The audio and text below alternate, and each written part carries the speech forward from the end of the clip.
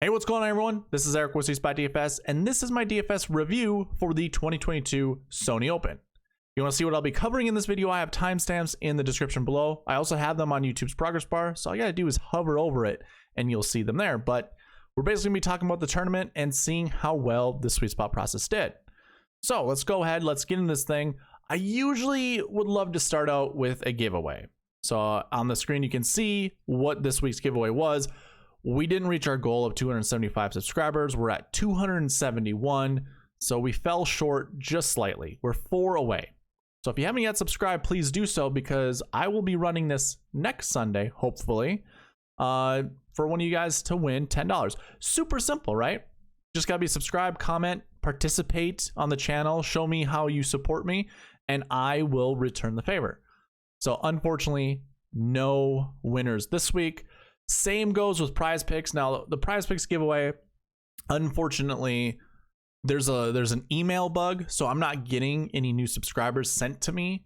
Hopefully it'll be resolved after this week. So if you have signed up, what you can do is actually just send me an email screenshotting. Actually, that's not going to work. I'm sorry. We'll just have to wait until prize picks resends those emails to me, and it'll give me a whole roster of people who have signed up, so I'll know which ones are new and which ones are not. So if you are wondering, that's the reason. I will get this resolved, and if there were any this week, I will reach out to you guys individually and let you know that you won $20. So I'm not really going to hold a quote-unquote giveaway for that, because because of the issues, I rather just reward you guys regardless. So unfortunately, no giveaways this week. Let's go ahead. Let's get into the tournament. I'll put the results on the screen. You can see Hideki Matsuyama won this one. Here's my short, what I saw during the tournament. So Russell Henley, I'm sure if you were watching, following on any of the social media, you may have heard, Russell Henley choked. He led this whole tournament for 36 holes, I believe, or at least for 36 holes, he was leading this tournament, and he still led it all the way to the end of quote unquote regulation. He lost in a playoff against Hideki Matsuyama. Henley, in the last 9 holes, I believe he didn't make a single birdie or anything under par, which I would agree with most people saying that he choked this away, because, there's an easy par 5 on hole 18. I mean, it's easy enough, which he did not. I mean, if he would have birdied it, he would have won this tournament. Unfortunately, he didn't. He did have a couple putts lip out. That's what some people don't realize. Not all the time do putts go your way. You could have the right speed in the wrong line. You could have the right line and the wrong speed. If you're touching lips, you're pretty damn close. And that's what Henley was doing. I mean, he lipped out on 16, he lipped out on 17, he lipped out on 18. Actually, I don't remember if 17 was one, but he lipped out of 18. That's just how golf goes sometimes. And unfortunately, most of us, I mean, the pros are a different level than us, but most of them play just like we do. So we can get hot like he did during the front 9 and then cool off on the back 9. Where others like Hideki, I mean, he was he was doing Hideki things. He was hitting really good shots, but then he would miss his putts. I almost felt like tweeting, if I'm playing against Hideki head to head, I'm not afraid of him stuffing it close, because the likelihood of him actually making a putt, not as good as, say, me making a putt, or just Henley, for instance. So to say Henley lost this tournament is difficult to some extent, because this is just golf. I get it. I think if we were comparing him, or comparing Henley to, say, Jon Rahm or any of the other elites like Justin Thomas, Dustin Johnson, they're probably getting a birdie or two, and they're just closing it off there. But Henley did get off to a hot start. He still shot an under par round of golf. It's just Hideki just roared in and stole it from him. I mean, Hideki won this one. I don't think Russell lost it. I think Hideki won it. So yeah, it was a fun tournament. It was kind of interesting. I mean, the winning score is minus 23, which obviously is a low score. I probably followed more golfers during this tournament than I ever have in any of the past Sony Opens, and it just seemed like people struggled. Like, the scores were low, don't get me wrong, but it's like, for whatever reason, certain players just couldn't get the ball in the hole. Like Webb Simpson, for instance, he finished almost dead last. 61st place, dead last with Jimmy Walker. Harris English was another one. It was just interesting how some of these guys just could not. And like, I'm curious to see if like Green and Reg was really good, because it just seemed like an easy course that no one was really making putts. But again, the winners won it at 23 under, which is pretty par for the course. I mean, when we look at our past winners, maybe not 2020, but you got to remember that was a windy and rainy weekend. I believe it was the weekend. I know it was like Sunday's round for sure. But yeah, 23 under is right on up there. You can see Henley won this in 2013 at 24 under. So, you know, most of the time 23 under is winning this event. It just happened to be Henley tied Matsuyama, and it was a great victory for Matsuyama. I mean, he parked it really close on the final, or on the first playoff hole, from, I don't even remember how far away. He had a fairway medal in his hand. So hey, it was a fun tournament. Personally, when it comes to winning anything, it was kind of a down week both on Prize Picks and on DraftKings for me. Kind of makes up for last week, although I didn't really have a lot of money invested. So when we're comparing last week and this week, we're still up. We're up by a lot. So it's always a good thing. It stunk. Like, I could have made my money back. Had who was it? There's one guy who shot even par, didn't get the $5 or the 5-point bonus on DraftKings for all rounds under 70. Gosh, who was it? I think Leishman was one of them. Let me check the DK page.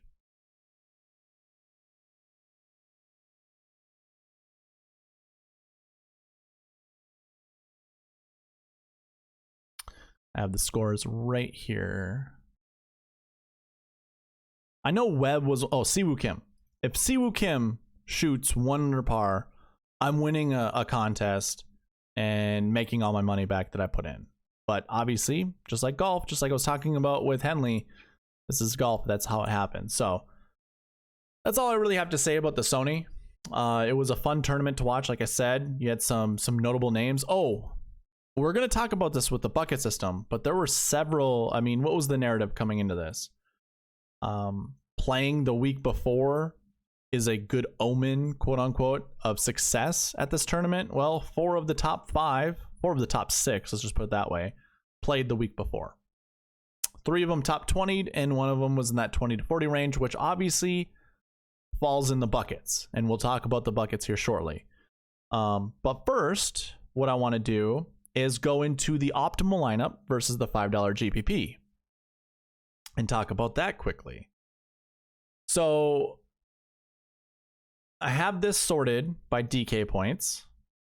Every golfer that you see on the screen that's in blue is a part of the $5 GPP winning lineup. So that's Russell Henley, Hideki Matsuyama, Matt Kuchar, Adam Svensson, Corey Connors, and Keegan Bradley. So the winner had his worst player finishing 12th place, which is phenomenal. That's a really good lineup. Corey Connors in 11th, and then a couple 7th places, and 1st and 2nd. That $5 lineup scored 510.5 points, but it was not the optimal lineup. I should say this. One other thing to note, they used up $50,000 of their salary. That's always something valuable to know, because how many times do you hear anybody in the industry say, the best way to differentiate yourself from another person is to leave a couple $100 off the table? Well, more often than not, you're going to see the GPP winning lineup having $50,000 or using up $50,000 and no one duplicating their entry. So you should always take that with a grain of salt. Like, don't follow that advice wholeheartedly. But like I said, it was not the optimal lineup, and the optimal lineup did leave a couple $100 on the table. Optimal lineups are going to leave, they're always going to leave money on the table, more often than not. Sometimes there are $50,000 optimal lineups. This week is not one of them. This optimal scored 743. So there is a 33-point difference between the $5 and the optimal, which means there was room for any one of us to come in and steal it. Your optimal had first and second place Russell Henley, Hideki Matsuyama. It's also worth noting Henley finishing second place scored more points than Hideki, who won this thing by 3 points, and that's all because of DK scoring. More birdies, more bonuses, more eagles, so on and so forth. So that's pretty good because first place finish is 30 points, second place finish is 20 points. So there's a 10-point gap. Henley not only surpassed that, but he did it by 3 additional points, 3.5 more points. Anyways, your optimal lineup: Russell Henley, Hideki Matsuyama, Seamus Power, Kevin Kisner, Lucas Glover, and Michael Thompson, which we'll get into this optimal lineup build because I did note, I believe in the strategy video, that you're going to need one 6K golfer at least. I did also say you need one 7K, which there was not a 7K in the optimal lineup, but we do have some in the top 10. Either way, not going to get bogged down on that. I just want to state what the $5 is versus the optimal. There was some leeway that we could get into. We'll talk about the buckets and build a lineup here that follows the bucket logic to see if we can beat the $5 GPP, but I'll do that at the end when we talk about the buckets. I want to get into the sweet spot rank and see how well it did comparatively. Like, who in my top 20 finished well? And I say this every single week. I want to see at least 4 golfers inside my top 20 inside the optimal lineup. And we do this week, which was good. Because I don't see an optimal lineup until we get to 33rd and 49th. So actually not terrible. The sweet spot score was pretty good. So when I think about I want 4 inside the top 20, more often than not, if you use the optimizer I provided during the preview video, it's going to select golfers in here more often than anywhere else. So it's and it's based off the score. That score obviously is baked into the ranks. So either way, I do want to see at least 4, and we did. You got a Hideki Matsuyama, Russell Henley, Seamus Power, and Kevin Kisner. So that's really good. Now, when we use this to look for our marquee tee time pairings, if you remember what that is, if I were to sort by game number, which is their Thursday, Friday tee time pairings, if their collective sweet spot rank was under, I think it was 85 points, which is 59% of the field. There's just a fun calculation that I do. I call it the 59 club.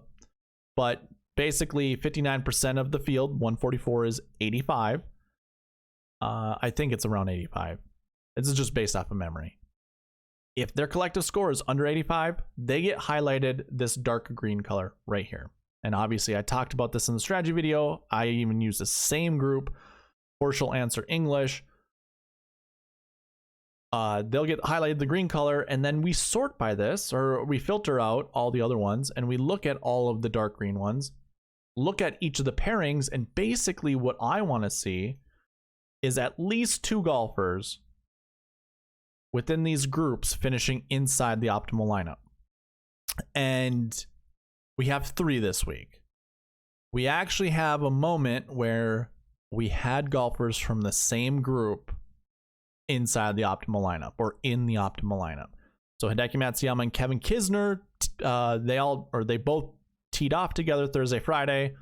I usually advise not pairing these guys up together because we rarely see it.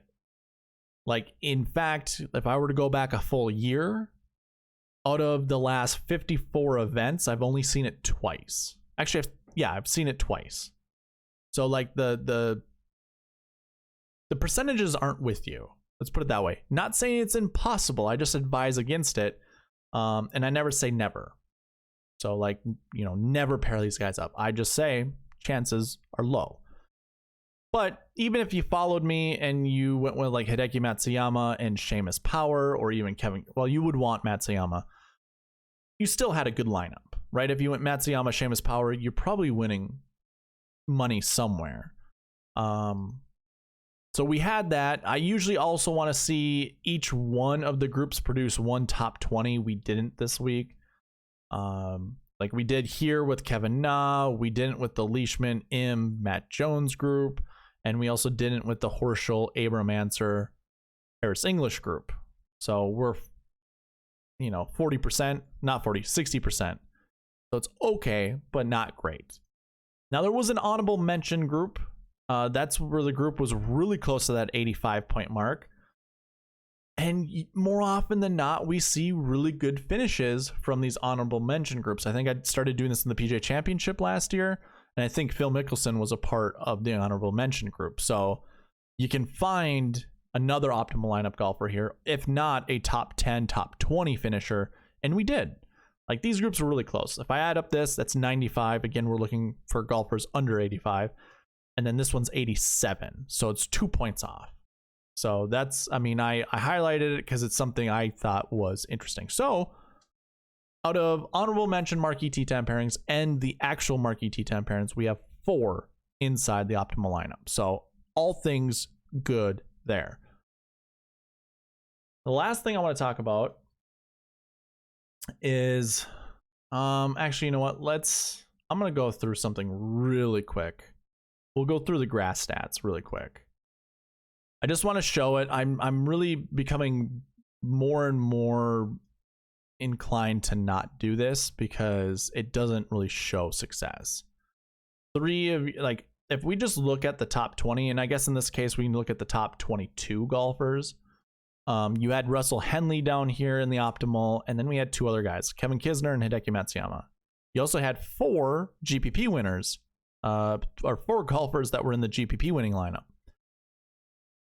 Looking at this, if I were to take out maybe, what I did early on was just in the strategy video is I took out golfers with less than 4 events under their belt. So in that case, Henley becomes number 20. We actually only have 3 golfers in the optimal lineup because we sorted one out, or we filtered one out. It's just not a good tell. Yeah, we could probably find a good selection of golfers to choose from, but it's just not going to be everything we want. Trying to find, I thought we had more than that. 1, 2, 3. Okay. We still just have 3. Looking at top 10 Bermuda percentage is their success rate in our on Bermuda events. And we have 3 golfers again inside the optimal lineup. So that's good. I'm not taking anything away from that. 1 year's worth of Bermuda dating back to last Sony Open, and we only have 2 inside the optimal lineup. Still not terrible stats to look at. I just wouldn't have it be your end all be all. Is basically what I'm getting at. Okay, now we can get into the buckets. And what I'm going to do is just filter out everyone who's not inside the top 10, because when we look at the bucket system, again, it's my analysis of, or the bucket system, what it does is it analyzes the top 10 of every single tournament. But when we look at this, it's only looking at the Sony Open, and it's going back to 2013. So it's looking at every top 10 golfer dating back to 2013. It's recording how many times golfers who fall into these buckets finish inside the top 10. So for instance, if you played in the event last year and you finished inside the top 20, that's our number 2 ranked bucket because it's happened 29 times dating back to 2013. And that's how these are ranked. It's just based off of the frequency. You could have the entire field on one of these buckets and it will increase the frequency. So the ranking itself, not a really good number to go by, but it's still worthy in my opinion to rank it by this. That's why the projections come in handy, because then that's how I handicap each of the buckets. Because if we just went by, the frequencies that happen, it's not taking into account how many golfers are in those buckets year to year, how many are in them this year. It's one of those things that I've learned over the years. You just can't blindly look at the ranking number and just say, okay, yes, this is what we want to go by. But that same sense, or that same token, I do want to define a golfer based off of their performances. And I'm not going to look at the rank and determine, based off the strength of field or how many golfers in that field, because then these will float all the time. Let's just make them as static as possible. That way it's just easier to define. Anyways, I didn't need to really go into that. What's important to you guys is to know how the buckets did. So we had 30 buckets to choose from. Remember, there's no recent form to look at. So let me actually put a filter on this. This will filter out the recent form buckets. Now we're looking at 30 buckets. We're looking at last year stats, last week stats, course history, salary, and strokes gained stats. When we look at all the buckets and their projections, if I scroll down here, only 2. These red numbers mean they did not hit, but all the green ones mean that they did. So out of 30 buckets, 28 of them hit, which is really good. And I'm seeing this more often throughout each tournament that I do this. We're getting around, I don't even know what that percentage is. Oh, well, why don't we just do it?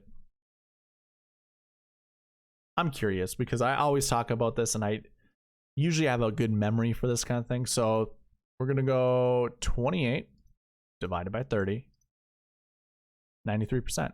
The buckets were 93% correct this week, which was good. I do keep track of optimal lineups. Optimal lineups go back as far as DraftKings gave us salary information for, which for this event was 2018. So we had 4 years of salary. These buckets, that's not enough data to normalize these buckets. So you're going to see a lot of red over here. And if it's in this max column, if it's red, that means it went over whatever this max number was. And if it was in the minimum, then it went under whatever that minimum number was. And then how I had it for the max projections, we actually had 3 8K golfers inside the top 10, and all 3 of them were in the optimal lineup. So the 8K bucket by itself, optimal lineup wise, as well as my projections, didn't really match up. Like we kind of failed in that point. But we're going to build lineups looking at the top 10 following the bucket logic to see. I mean, we're not going to build lineups. We'll build one of them to see if the buckets would have actually worked out. And then we had a couple more high 6K golfers. I think we had 2 of them in the optimal lineup as well as inside the top 10. I'm only projecting up to 1 because remember, we always round up for the max and we round down. And I show you the raw numbers just so you can see them. So I could simplify this and just round them up so then you just know, but I think we're all smart enough to, if I'm telling you to round up, you know how to do that, which way to go. So anyways, yeah, it was pretty successful to say the least. So let's go ahead, let's build some lineups. I did filter out the top 10 because I knew this is where we were going. Now, before we actually get in there, there's actually 2 things I want to note first. I'm sure you heard this a couple times, and I actually don't fault one of the higher up DFS industry guys talking about this in a negative way, but the narrative, the main narrative this whole week was playing in the Tournament of Champions is a good indicator of success in the Sony Open. And it's funny because like I projected somewhere between 1 to 3 golfers inside the top 20 to finish inside the top 10. And I projected 1 to 2 golfers who finished in that 20 to 40 range inside the top 10. So if we go ahead to the top 10, scroll over to your last week finishes, what do you see here? 3 inside the top 20, 1 who had that 20 to 40 range, who happened to be in the optimal lineup. So when people are like, and especially this one person, this is one of the dumbest stats to look at because it's a trend. These trend stats are dumb. And the trend stats he was looking at were actual trend stats. Like the winner's been between age 20 and 25 or whatever. And you could actually put this in that same category. That's fine. To me, there's different reason for this stat. When you're looking at last week's stats, you're taking into account their performance from the week before. And for me, what I'm trying to do is quantify their level of confidence or comfortability or anything like that going into this. If I see a trend happen more often than not, to me, the whole age thing doesn't make any sense to me. Same goes with like nationality. That stuff doesn't make any sense to me because that's not an indicator of success. An indicator of success is performances. This is a stat to go by. This is a performance that was created. Them finishing a certain placement in last week's tournament is a stat. So when we're looking at those, and we keep seeing it over and over again, the main argument was like, you know what? The people from the Tournament of Champions are good golfers. They won the year before, so therefore they're going to be decent, per se. Well, Lucas Glover finishing 20 to 40th. Do we really think Lucas Glover is that good of a golfer that we can make that claim? Like, well, yeah, he's a good golfer. He's $6,800. So obviously DraftKings didn't think of him being that good of a golfer. And then you have Kevin Kisner and Seamus Power, which neither one, I don't think any of us really thought that highly upon them. I mean, I did. Let me look at the ownership numbers first of all. So what, 11% were on Kevin Kisner in the $5 and 18%, which is pretty high for Seamus. So yeah, we kind of anticipated some success from those two golfers. But they weren't high price guys, 81, 89, they're sort of up there, right? 8K is, kind of the beginning of your conservative lineups. Either way, looking at last week's stat is a big deal. And if I'm what I love about this is I'm projecting somewhere between 1 to 3. 1 to 3 last week twos, which are golfers who finished 1 to 20 the week before. So if you followed me and you saw that, to me, you already had a foot in the right direction, because there's only 10 golfers that were in that bucket this week. So if you chose 3, and we talked about this in the strategy video too, if you picked 3, you basically got to cut out, or first of all, you're filling in a lot of your lineup because you only have 6 places. But you have a really small amount of golfers to choose from. You only have 10. So yeah, that's good. But the other thing too is that 20 to 40 range, which no one was really talking about. They were just talking about the one golfer from the week before. Well, come here. I'm telling you, you needed 4. Those 4 were in the optimal lineup. So how easy would it have been to create lineups knowing that information, right? So anyways, that's kind of my jam with that. So let's say you want those 3, right? So we're going Hideki, Seamus, Kevin Kisner. And then Lucas Glover. He's the other guy that fits that mold.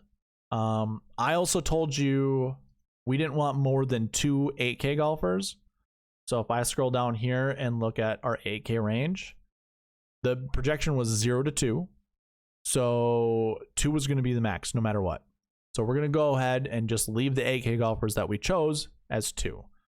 So not only are we following the logic here with our last week 2s, last week 3s, actually, why don't I just throw up the anchor buckets, right? That's the best way to do this.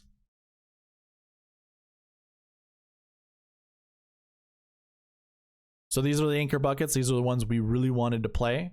Again, we already had last week 2s and 3s covered, and now we have our 8K golfers covered. So that was an anchor bucket this week. We want 1 to 3 7K golfers. So we're going to have to try to do that really quickly. I think we probably go with Matt Kuchar as our only one. Actually, who scored more points? Yeah, Kuchar did. Okay. We already have our 10K golfer in Hideki. He's our 1 10K golfer. We already have Seamus Power, who's our strokes gain 1 golfer. I know I'm not going to go back and forth, but I already know Seamus is our strokes gain 1 golfer. Strokes gain 2, we wanted somewhere between 0 to 2, so we don't have to really worry about that. But we want to make sure Hideki is our strokes gain 3 golfer. We want 1 to 2 there. Actually, let's see. Do we have any strokes gain 2 already in our lineup? We don't. Michael Thompson would have been that guy, but we're not going to go there because we just wanted 7K golfers. Oh, we could go Keith Mitchell. Easy enough. This is 49,500 as our lineup. Let's see if we cover everything else. So we have our strokes gain 2 now, 0 to whatever. Strokes gain 4, we want a 1 to 4. And we have that in Matt Kuchar. So we have our 1 in Matt Kuchar, but we also have another one in Kisner. So we have 2. So strokes gain 4. All of our strokes gain buckets covered. All our salary buckets covered.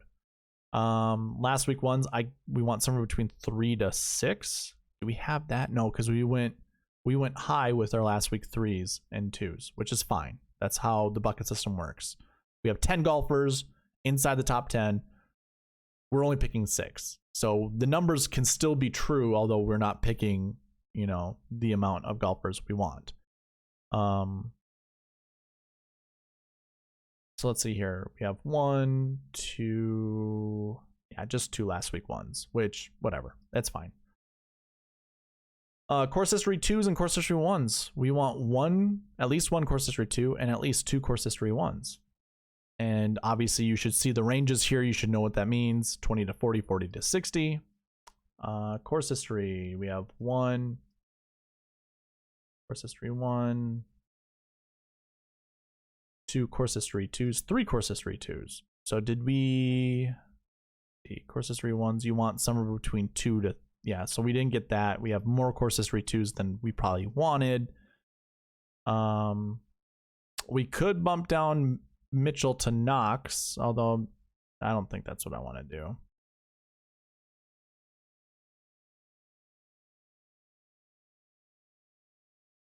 Yeah, so one of these buckets we wouldn't be able to follow, which is fine. I'm trying to make a course history 1 work here.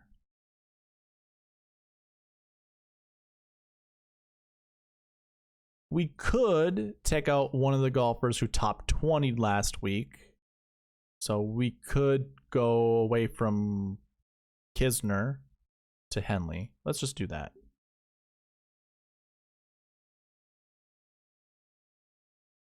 Because we didn't need, like, we chose Kisner a little bit because of the strokes gain 4. So yeah, let's do this.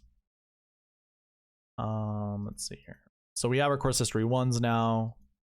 Still have our strokes gain 4s. 1 taken.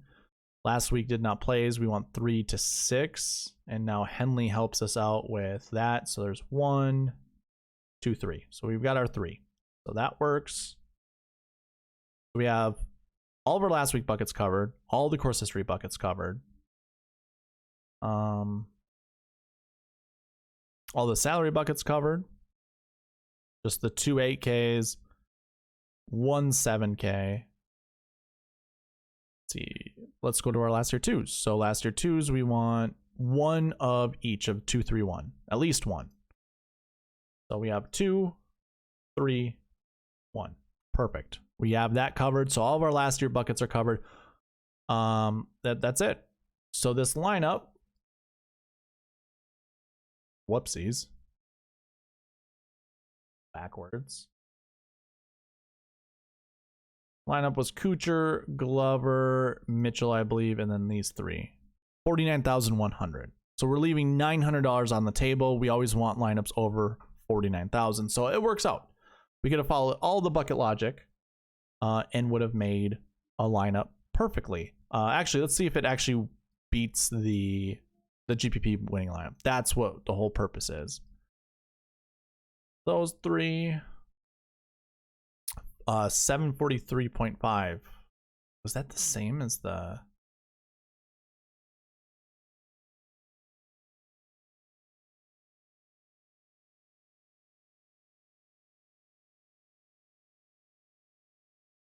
I may have written down the wrong. Crazy.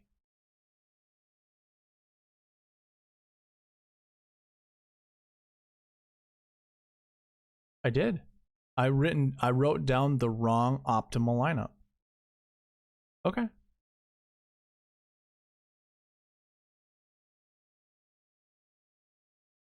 Wow. All right. I didn't think I thought I'd check that one pretty darn closely.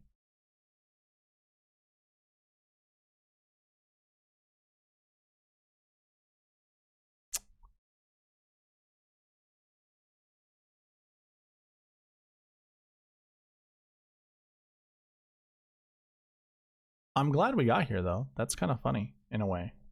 A little annoying, but funny.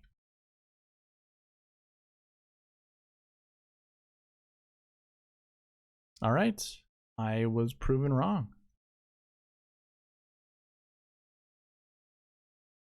Might have to write that in the note a little bit later after I post this because it's fine.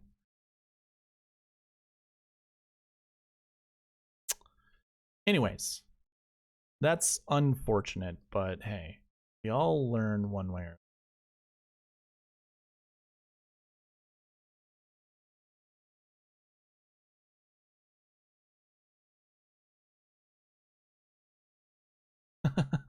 did it again, didn't I? There we go. My apologies. I was actually thinking about redoing this, but I think we're gonna keep it right here.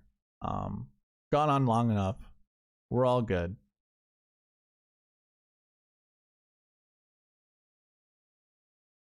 So yeah, I don't have anything else to add.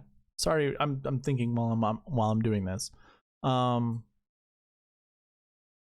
whole purpose of going through all of that was to try to determine if we could create an optimal lineup or create a lineup that was going to beat the GPP winning lineup by following all the bucket criteria, which we did, and then found out that was the optimal lineup. So hey, it all worked out. And I mean, I got nothing else to add. So we're gonna end it right there. Thank you guys for watching. Please leave a like, comment, subscribe. We'll see you during the American Express preview video tomorrow. All right, bye.